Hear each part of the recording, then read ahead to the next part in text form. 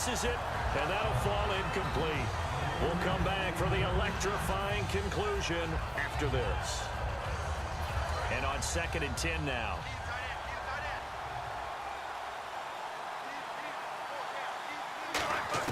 Second and 10 now. It's Roethlisberger.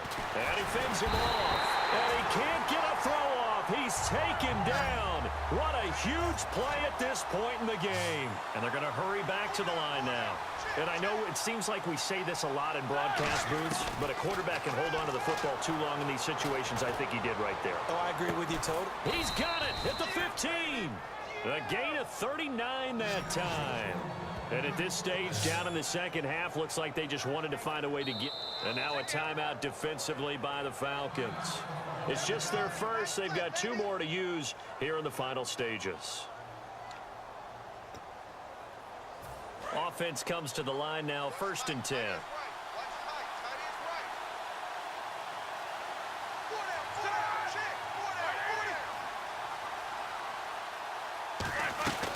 They'll run it now out of the gun.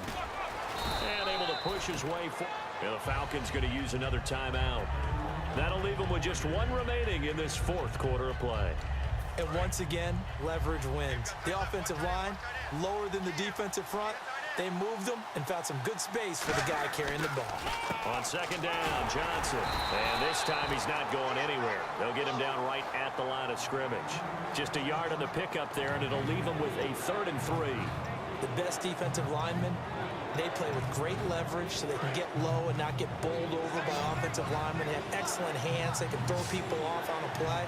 We just saw a great example of a really good run stop by a guy playing the defensive tackle position. His pass caught at the 4. And he will take it in for a Dolphins touchdown. Greg Olsen from 6 yards away. And the Dolphins have taken the lead here in the 4th.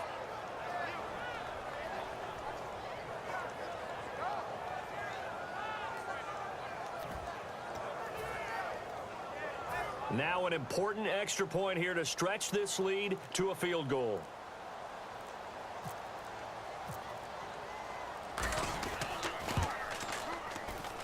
He's got it, and this is indeed up to a 3-point lead.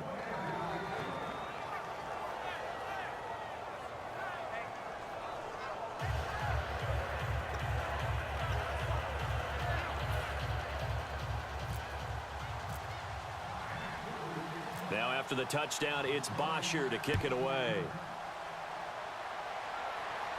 This is fielded a couple yards deep.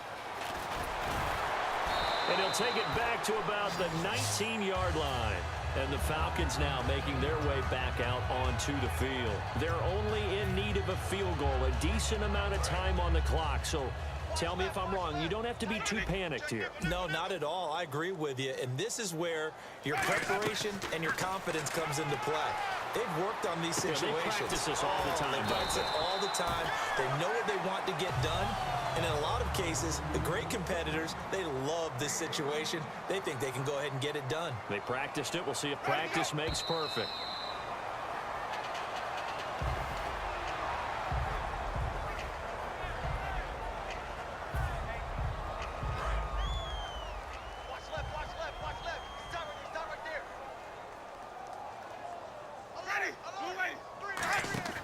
He's back to throw. Throwing over the middle, but it's incomplete. Keenan Allen, the intended target, and it's 3rd down. It's always tough for the guys throwing the football when they think they've got a completion and the ball's almost there, and then someone sneaks a hand or two in and bats it away. They'll look to throw. And this is caught. He hits Landry. And he's got the 1st down yardage there as he takes it just across midfield. Now whistles come in. We're going to get a timeout here by the offense. It'll be their 3rd and final timeout, so as they talk things over, we'll step aside.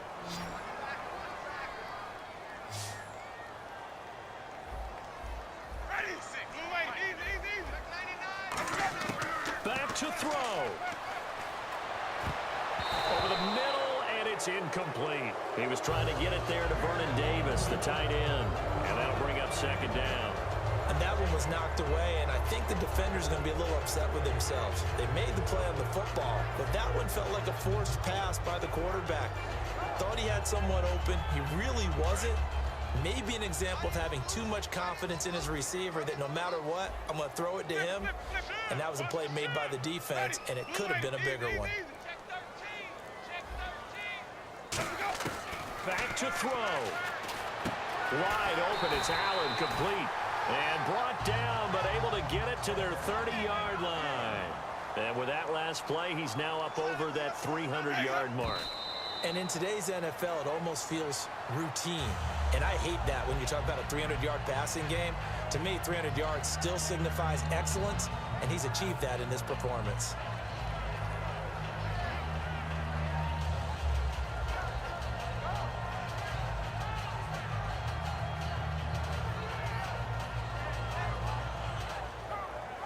So here we go. Maybe the biggest kick of the game forthcoming. This to potentially send us to overtime.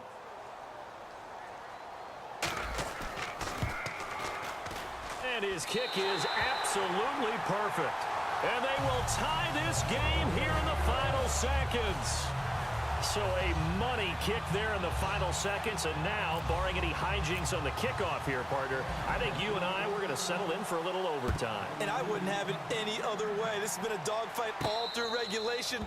No reason to think it won't continue in the extra period. And the Dolphins offense now ready to go back out on the field. They have a little bit of time here to get into field goal range. Not much. A tie game, you don't want to do anything crazy, right? I agree with you on that one. Risk reward, okay? If you go for it, what is the absolute reward on this? But the risk is probably greater. Run the clock out, get to overtime, and try and win it there. All right, we'll see if they do just that. Throwing now is Roethlisberger. He's going to go for a big play downfield. And this is going to be intercepted. And it's Clinton Dix with a pick. And what an effort on the final play of regulation. All zeros on the clock, and we are headed to OT. It's a little teaching moment here. Overtime rules. Remind us how this goes, partner. Okay, so in the past, we had sudden death. First team to score wins, but no longer. Now, if the team receives the ball, scores a touchdown, they win the game. If they kick a field goal, though, or don't score, the other team gets a possession. And after both teams get a possession, then we're into sudden death. First team to score wins the game. Atlanta now coming out on the field. They control their own destiny here. They have the football in overtime. Obviously, a touchdown would win it. And I think teams around the league are still adjusting to the idea of going downfield, scoring a touchdown wins the game, because they were used to just going downfield and trying to get in field goal range to win a game. Still having to make that transition. Let's face it now, the ones who are doing it best know they need to go down, attack, put the ball in the end zone, and not leave it up to a field goal and give the other team a chance. Yeah, as we said, they control their own destiny now. And incomplete there. A nice hit. Jars the ball free and brings up third down. And the offense looking to pick up the first down after the second down incompletion. Ready. Watch what it is. Easy.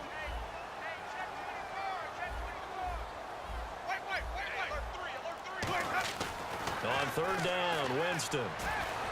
Open man, it's Vernon Davis. And he's got the first before he's brought down at the 39-yard line.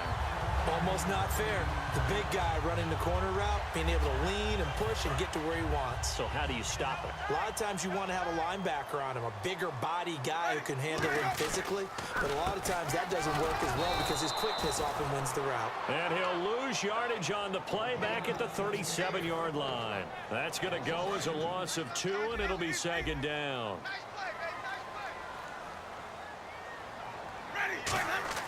Second down, Winston. Over the middle, and it's caught. Keenan Allen. And he'll bring it up here to right at the 40-yard line. Well, there really wasn't much there, but a completion is a completion. A tough third down awaits them.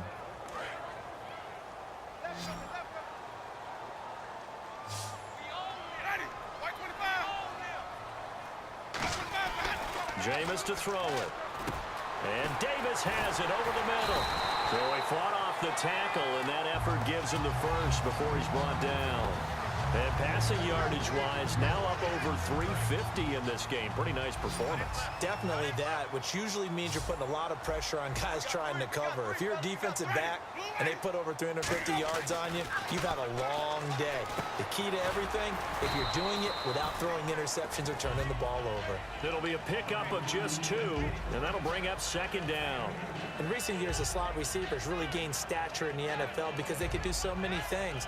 Yes, they can line up wide like your normal wide receiver, but to have that kind of courage and toughness to run routes in the middle of the field and become dependable targets for their quarterbacks and move the sticks, those guys are worth their weight in gold. Again, it's Winston. Oh, and it's intercepted. Picked off by the linebacker, Ray Malaluga. A costly mistake here at OT. And you know what they say, when you throw an interception like that in overtime, you don't usually get a chance to throw a second one. I mean, I'm not sure the analytics on it. Let's ask Marvin, our statistician, to ring that down for us. That's typically how coaches and teams feel about it. If you throw one, you likely cost yourself the game. And he'll get it into enemy territory just across midfield at the 49. It'll be a gain of 6, and it'll be second down. Second down now after the pass completion. And there's a completion to the tight end. And look at the size of these players nowadays. At that spot, 6'4", 6'5", and up. A lot of guys used to be basketball players, somehow came back to football. That's really good for the game of football. You're getting better athleticism, great hand-eye coordination, guys who know how to control their bodies when they run their routes. They stay on the ground on first for Johnson. And he is going to lose yardage here. It's a loss of 4 there, bringing up second down. And now they're in the hurry-up. Brandon, that play ended so fast, it's almost as if the quarterback handed it to the runner, and the tackler was there right away for a loss of yardage. And the hit jarred it loose. It's incomplete. We know it's not an easy job to go out and catch passes when people are trying to tackle you and knock the ball away. But the bottom line is, that's a pass he's got to have and a pass he should have caught. So incomplete on second down. Now they'll look to convert here on third. Now Ben on third and long. And incomplete. The contact made the ball roam free and brings up fourth down. So many offenses want to include their running backs into their passing offense and be able to swing the ball out or check it down to them. But sometimes those guys are just not as comfortable catching the ball as they are running it.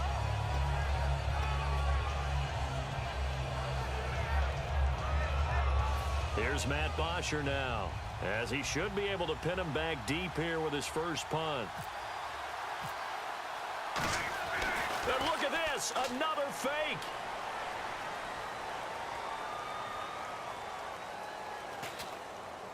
And this is incomplete. A huge gamble, and it does not pay off.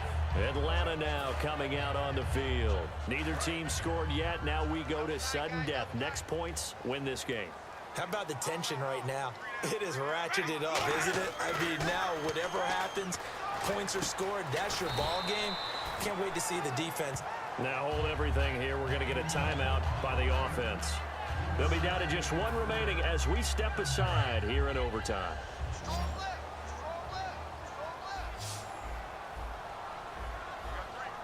They come up in an offset eye. Here's Winston. And Davis with it left side. And he'll be brought down, it looks like right at the 40. They get 9 out of that one, and as a result, the drive continues. And they're going to speed things up here.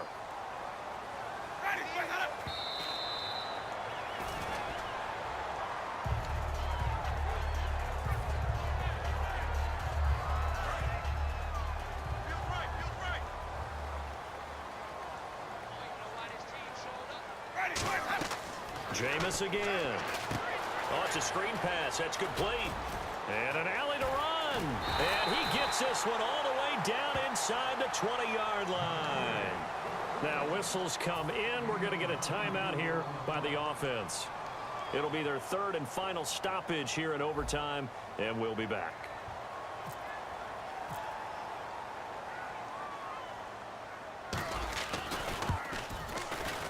And he got it. The kick is good in overtime. He's able to split the uprights. And the Falcons are going to win the game. Well, we thought this game would be a good one. It did not disappoint into overtime, and it took the field goal to win it. And we always pay lip service to how important it